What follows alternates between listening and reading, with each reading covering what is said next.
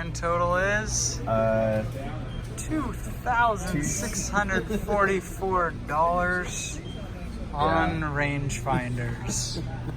You guys better love this video because it's expensive. Okay, so we have spent a lot of money on rangefinders, and we have spent dozens and dozens and dozens of hours behind these things, testing them. We have an Excel sheet kind of breaking down price and all the different factors and everything we found. So let's not bury the lead too much. Right. Like, price is no object. We have everything between $800 and about $140 $100 or so, yeah. In terms of rangefinders, which one would you take into the field this year? Like, you own them. Which one? Yeah, I own all these. You know, the one that just takes the cake for me is this one. This is the Leupold RX 1600i. There's even more letters on here. It's got the longest name of all of them. But this is just all around, from all the things that we tested, my favorite rangefinder. And it's not the most expensive. No. I would agree that if I were to pick any, that's the one I would take. If I were just hunting and I never was just shooting, I might have a little bit of a different pick. Sure. Lots of different factors that we're going to talk through, but I agree, that is my favorite. If you are going to buy, I mean, do us a solid and click the link in the description. Even if you aren't buying it today, just click the link so that we can get our affiliate commission for our hard work that we've put into this thing. But we want to just talk you through. We want you to end up with a great rangefinder that isn't going to let you down in the field. So we're going to talk through several different buyers. Somebody who's super price conscious and you want a low price, the hunter, the long range shooter, etc. And just talk about which one we would pick for you. None of these companies pay us anything for their recommendation. We bought them all with our own money just so we can give you an unbiased review. Exactly. So let's start off with the price conscious. I think that's an important one. So there are three in this category. There's three that are at the very low end range. Yeah, they're 200 and under. That's the Bushnell, the Pursuit. That's, it's something. The Pursuit XR 700. Woo! Right. And then the Nikon Prostaff 1000. So in this category, if I had to pick, it doesn't matter, hunting, shooting, heck, golf. I'm picking the Nikon Prostaff out of these. Yep. So the Pursuit is the cheapest, but it's only about $20 cheaper than the other two. And this one is the absolute best one for absolutely nobody. I was going to say, how are you going to finish that sentence? No, like even when we were at the sporting goods store, right? We were like, we're going to take that one. And the guy's like, are you sure? Like, I don't recommend that one ever. And we're like, we want to test it. Yeah. We want to know because, to be honest, like we took their recommendations to decide which ones to purchase. There are more options, believe it or not. And we listened to their recommendations, and a lot of those recommendations were based off of their experience with 2 or 3 rangefinders and customer feedback. And a lot of it didn't reflect what we actually saw when we tested. That one looks nice. Yeah, or most people buy this one. Well, that's because the company has good marketing or has a good warranty. Anyway, so just don't. The battery door is awful. It will last about 5 minutes before it breaks. The image lighting quality is terrible. We had crazy wonky numbers it sometimes gave us. Yes. Generally accurate, but we got some weird ones out of it. And that was the thing, is like you could get a reading that would match the other ones, but sometimes you would get a really bad reading before that. Oh yeah. The Bushnell actually had some similar issues, where like long range it actually did decent. It did fine. At 50, 60 yards, 20 yards, it was off by 10. Ones. I mean, we're talking huge. So something's 20 yards away, it says it's 29, whereas all the other ones are saying 20. We got some weird ones where all of them were within like a quarter of a yard, and this one's off by like 9, 10. And there was some weird stuff happening. And for the same price of the Bushnell, the Nikon Prostaff 1000, it's the same price. And this one just didn't have any of those weird issues. Yeah, you just don't, it's just so unremarkable. It just does its thing. So tell us max readings on the Nikon Prostaff. So on the Nikon Prostaff, the longest reading we were able to get in just good lighting conditions, that was some good cloud cover. We got it to measure up to 875 yards. And all of these measured as low as about 8 to 10 yards. So on the low end, it's about the same. You can use all of these for bow hunting, no problem. Absolutely. But yeah, 875 in dim lighting, so late in the day, 640 was the max you're able to get out of this. So if you're just going hunting, you're not shooting more than 600 or 700 yards, this is probably going to be fine. okay. And I guess an important thing that I wondered about was you're not losing any accuracy. Like when you compared this to the more expensive ones, I mean, we're talking about like 1-2 yards often, even at 400 yards. So if we want something cheap that is going to do the job and you're not shooting more than whatever 600 yards, it's a solid choice. Yeah. Its build quality is plastic and unremarkable, but you're going to do fine with that thing. Absolutely. But if you're price conscious but want to take it a step up, there are some kind of mid-range. Okay, so here we've got the Nikon Monarch 2000 and the SIG, let me make sure I get this right, the SIG Sauer Kilo 1000 BDX. Okay. So many numbers. I know. So many. These two are kind of... oh man, we debated which one gets one's our better, recommendation. Right? They're just it's a toss-up, different. Man. Flip a coin. So the Nikon is waterproof. Yes. That's huge for hunting. And I will mention only 2 of these are waterproof, this and the Vortex. Yeah. That's more expensive. So waterproof, really nice. It feels tough. That thing isn't going to break. I feel like I can scratch and beat that thing up for a while. Mm-hmm. And this thing, I told Jim, I feel more like this is a nice car. If I get a little scratch on it, I'm going to be kind of bummed. Mm-hmm. You know, it's just got that fine plastic kind of... Anyway, it doesn't feel like I can put a whole lot of beating on this thing. Yeah, but both gave good numbers. Yep. The one thing I will say about the Nikon is it's a little pokey. You got to kind of check, I didn't get a reading. Check again, and it will get there. But sometimes I felt like it took 2 or 3 stabs before I got a number back. And it seemed to take the longest out of a lot of these, especially the higher end ones. It took the longest to get a reading. Even you had to hold, you had to wait longer. Mm-hmm. And so if you're shooting long range and you're kind of shaky, it's a little bit tougher to do. But that said, the range on this thing outperformed the SIG by about 500 yards. That's significant. We're talking, what are the actual numbers? So the actual numbers on this thing. The SIG, the longest reading we were able to get under those good lighting conditions was 1,100 yards, and in dim lighting, 1,025 yards. So you're looking at that 1,000, 1,100 yards pretty consistently, whether it's a soft surface or a hard surface. Mm-hmm. On the Monarch, we were able to get, in the good lighting conditions, 1,570. 1,570 yards, and in dim light, even better, you were able to get 1,621 yards. That's really good. Really good.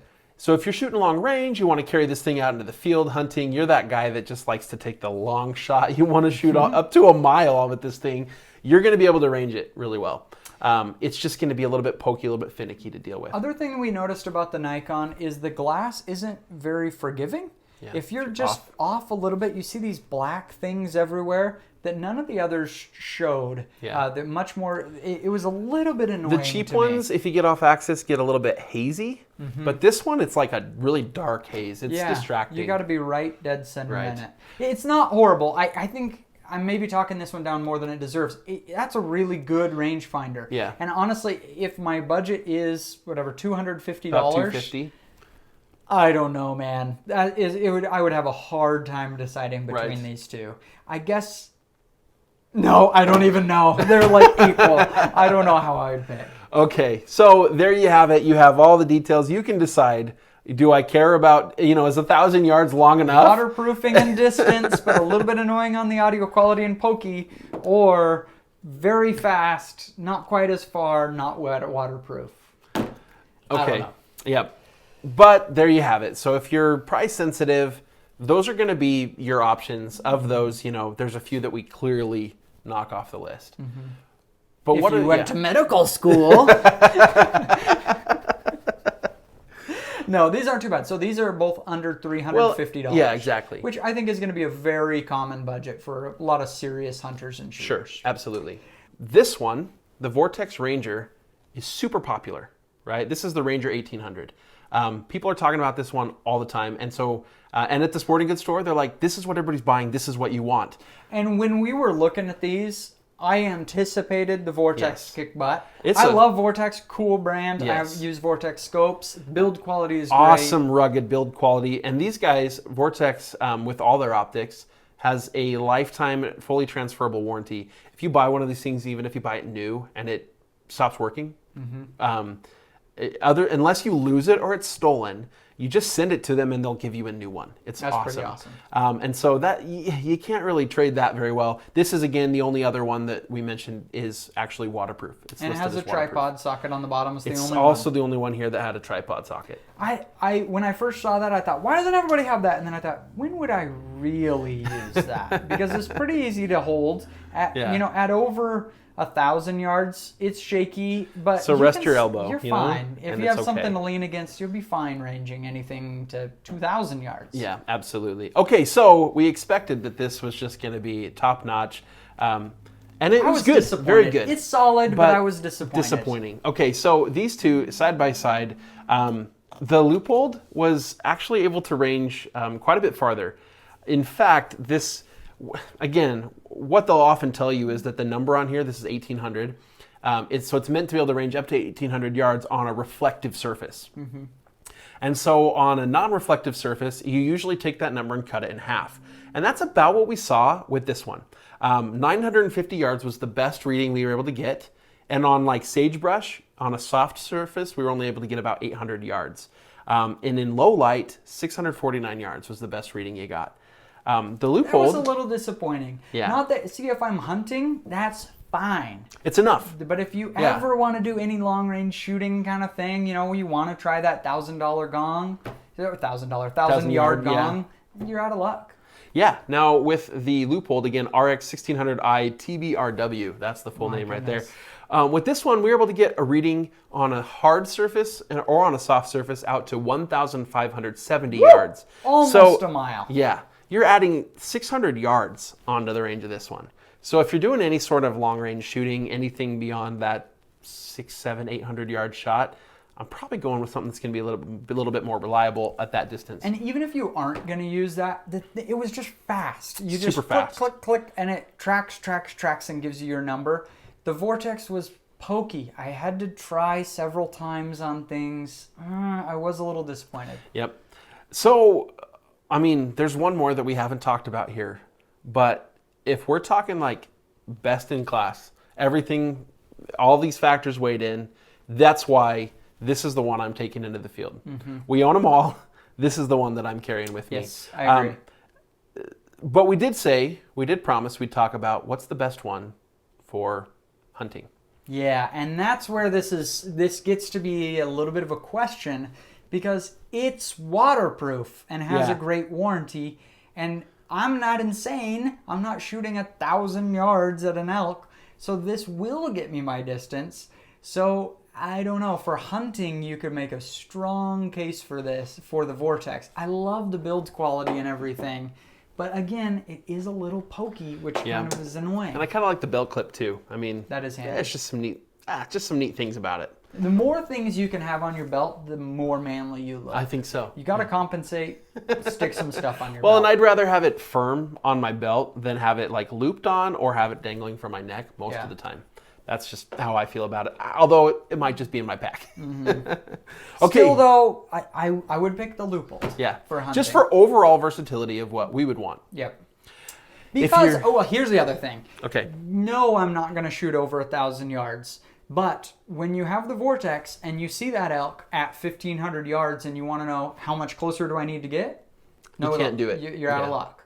It won't do it. With this, I'm not shooting at 1,500 yards, but it's nice to know how far away that thing is as you're planning your stock. Anyway. That's a good point. Great point. Okay. And this is not for doctors, but for hospital owners. Okay, so we said we would also talk about long-range shooting. What's the best one? And that's where this one comes into play.